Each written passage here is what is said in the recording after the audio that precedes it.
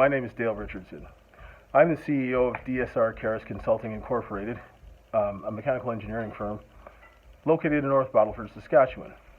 I'm here to talk to you today about some issues here with the Saskatchewan Health Authority, the SHA, and the College of Dental Surgeons of Saskatchewan, or the CDSS. I was called in to do a site visit and assessment of a system for a dental office here in town.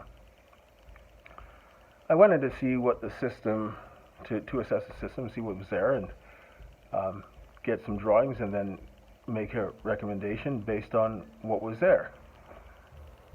And I got the documentation from the College of Dental Surgeons put out, and I was looking at the information in the table that they made the recommendations. Well, there's a couple of things that kind of stood out, and one of the most important parts was that there was some information missing with respect to a mixing factor. Now, a mixing factor, it wasn't defined on that table. I went back to the previous table and I looked at the appendix that was there on the CDC. When it said the same thing, it didn't really define it either. So I was talking with a few colleagues, and we had come to the agreement that we need to find out what this mixing factor was and how it was defined and how it relates to the system before we could actually make an intelligent decision on how to recommend something to someone. And so I contacted the person who had called me in to do the assessment, and they told me that sounded fair and it was a good idea to do that to make sure that you're doing your due diligence. So I said okay, and I went to approach the CDSS and I asked them about a technical report, and I said I would like to know what the justification for this table was and what is the mixing factor. How does this relate? There's not enough information. So the woman that I spoke to told me that there was an engineering report that was being done by an engineering firm and that they would have it in a few days and to call back.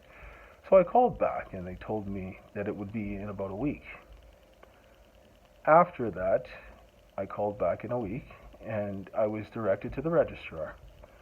The registrar, he told me that he didn't know about any engineering report.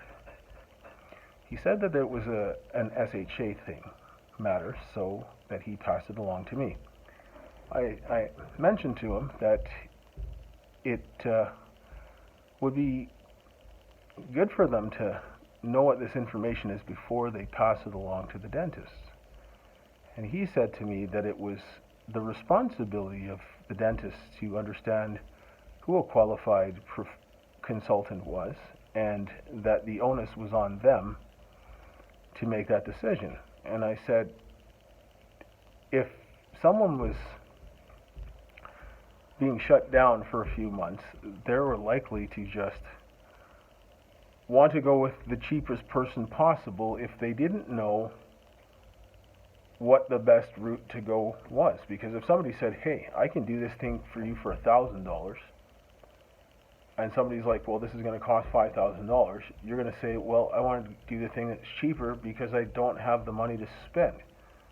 But if you realize that spending the $5,000 will allow you to keep your practice open, and if you do the thing that costs $1,000, then you're more than likely to shut down. You may end up getting people sick or kill them. You're going to spend the $5,000 to make sure that you can stay open and don't open the doors for litigation. Well, he told me that it was the responsibility of the dentist to know this, and I was like, but they don't. You would think that they would want to give them some guidance after coming out of such a crisis like the Covid-19 pandemic, which has done so much devastation to Saskatchewan. I was also talking to my dentist and asking about having a similar conversation, and mentioned about the systems, and it would be wise to wait until there was some understanding of what needs to be done and some clarification. And my dentist agreed. I want to make sure that people like my dentist and all the other people that have their businesses, that they've worked so hard to build, and other people in this community are dependent on them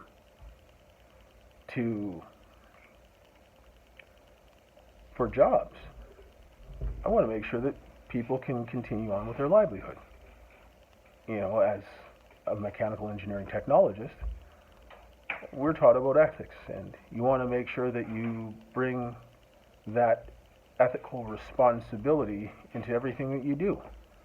And this is one thing that I believe, that somebody who works hard for something and they're contributing to the community, that they have a right to get the best advice so that they can continue to contribute to the community. You know,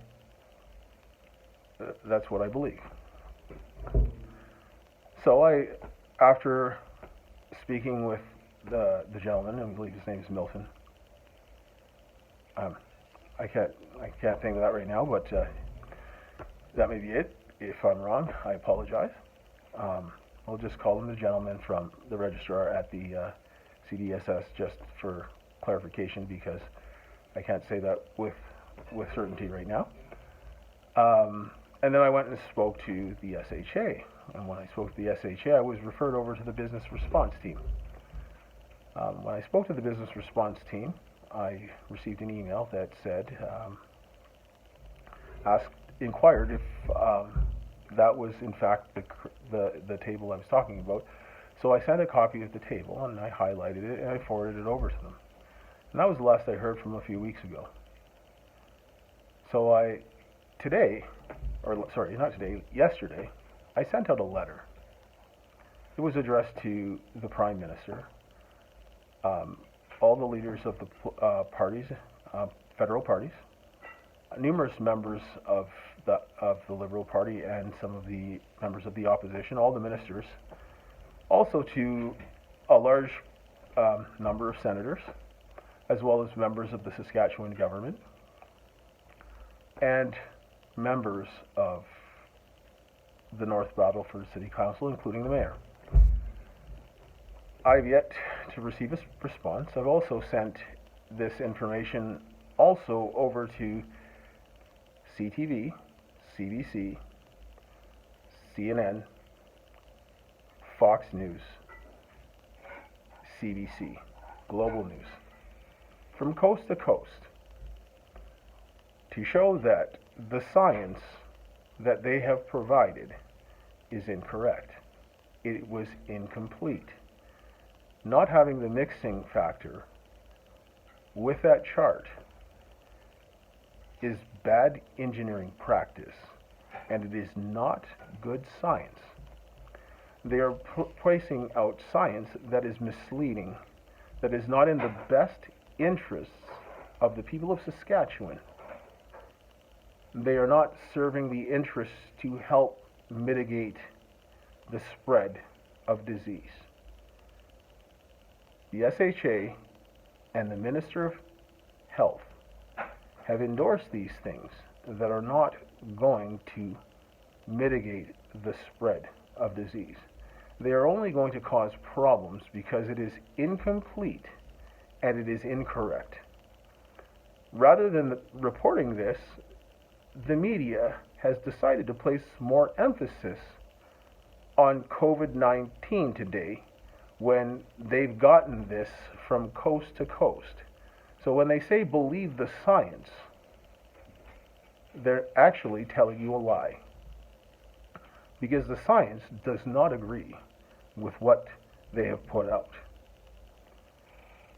So I'm appealing to the federal government, because the SHA has interfered with the lawful operation of a federal corporation.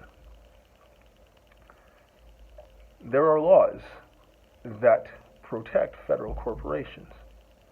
The way that the laws work is that if you take rights away from one, you take rights away from all. There has been a deliberate delay from the SHA. When someone has something that they want to provide that's pertinent information, it must be given. If it is going to hinder a corporation from conducting its business, that is not sanctioned by law. So again, I'm going to ask, why is it that the government is going to be allowed to interfere with the lawful activities of a federal corporation? And why is not the federal government standing to enforce the laws of a federal corporation? Because the federal laws are the jurisdiction that DSR Caris Consulting Incorporated falls under. It is sending a bad message, and it is a precedent that should not be allowed to happen. Because essentially every corporation that operates in Canada will have no protections whatsoever, and that means that the government can come in and interfere in your business at any given time. That is the way that the law works. There's been numerous other incidents that I will discuss in another part. The big question today is why is the media not talking about the science that actually supports the proper pandemic mitigation? Why is the SHA so slow to produce the document so that the work can be done correctly? How is it that the SHA is not providing adequate information or any justification for the table in which they have supplied? Why is it that when DSR Caris Consulting Incorporated asks for the information that it needs to conduct its lawful operation, why is the SHA hindering its lawful operation and not giving it the information that it needs, that it can effectively look after the best interests of its clients and also the best interests of Saskatchewan? The SHA is supposed to be the health authority. They have a responsibility to do their due diligence when producing a document in which that is supposed to look out for the public good. If they are to reduce the spread of this pandemic, then they are obligated to provide the best information. After some digging, I was able to find the original table from which this table that is on the SHA document, and that is where I was able to find the information. I supplied the table in a letter to the federal government, to the provincial government, to the city of North Battleford, and a number of other agencies as well involved in this matter. I have yet to hear a response. I have yet to have anybody come and talk to me directly with this request. Why is no one from the municipal government and all these other agencies such as the SHA, the Saskatchewan government, not heard anything that I have to say and not responded? DSR Caris Consulting Incorporated has rights as a person and is protected under the law from such miscarriages of justice. The activities of the SHA are illegal and not sanctioned by law. The actions of the Saskatchewan government staying idle and maintaining silence while the SHA continues to conduct this illegal activity, according to Canadian law, is now a conspirator. Because if you look at the Criminal Code of Canada and look up the section on conspiracy, it is quite evident. And I will link the section of the Canadian law that speaks of conspiracy and how it is applied according to the laws of the land.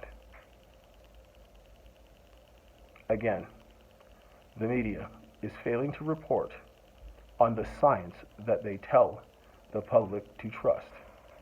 Well, someone who knows the science is speaking about the science.